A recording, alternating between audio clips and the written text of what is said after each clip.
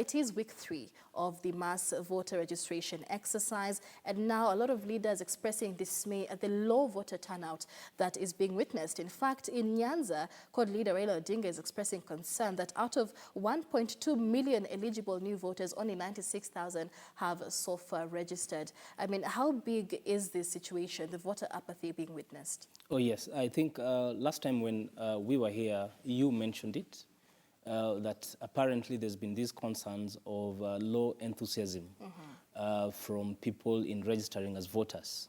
Well, the statistics are there. It is quite true. I think the reason for this is that right now a majority of Kenyans are confronted with bread and butter issues.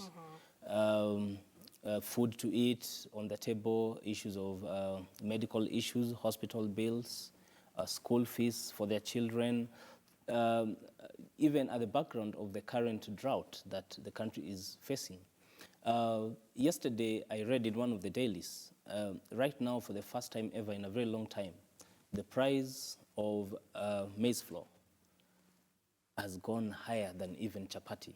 So it is more expensive for a family to have ugali than chapati. So that shows you the interest of the politicians is really self-preservation for them to be elected, while the ordinary Kenyan, their interest is bread and butter issues. They're looking at the future.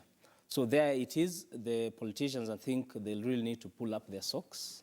They'll really need to convince their voters that they need to register as voters. Yes. There's a lot of quarters that say this is just a Kenyan thing, you know. And the last week, the last 2-3 days, the voter registration, all these Kenyans will be flocking the registration centers. But the concerns of voter apathy already having been voiced, and the few that have registered as voters, do you think their dissatisfaction with the current situation, with the economy, for example, will be reflected in the final vote that they cast? Oh yes.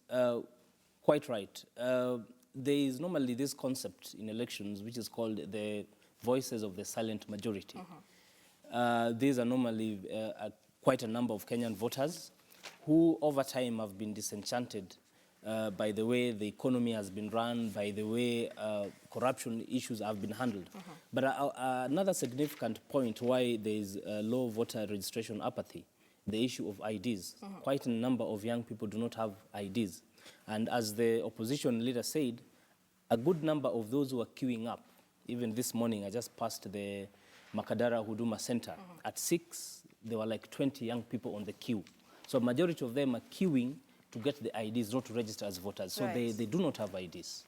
Yeah. And I mean, there's been a lot of politics also playing into this voter registration exercise. And now we have Raila Odinga accusing the Jubilee of frustrating the registration efforts in opposition strongholds as opposed to Jubilee strongholds. But I mean, is this an issue of concern, really? Is this something to blame for the high number, or the high rate, rather, of voter apathy? Oh, yes, quite. I think even the CS Interior, Joseph Kanseri, has been on record encouraging chiefs, especially the other time was in Kiambu, was in Kisii, telling those chiefs to actually assist in this process.